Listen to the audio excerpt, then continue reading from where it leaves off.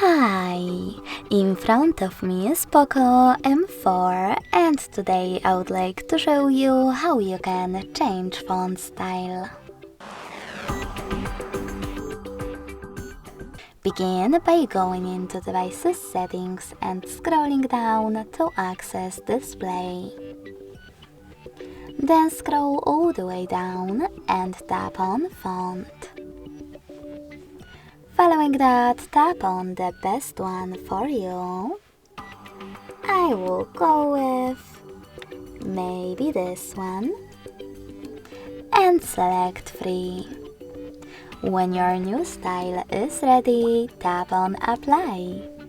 So when I do that, as you can see, style of my text has changed. If you wish to go back to your default one, access exactly the same settings. But this time select Profile at the bottom right corner. Then click on Fonts under Wallpapers. Lastly, tap on Roboto, hit Apply, and click on Reboot in the pop-up, then wait.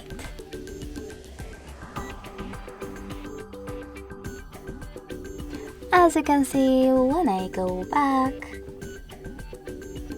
my default font style was successfully applied.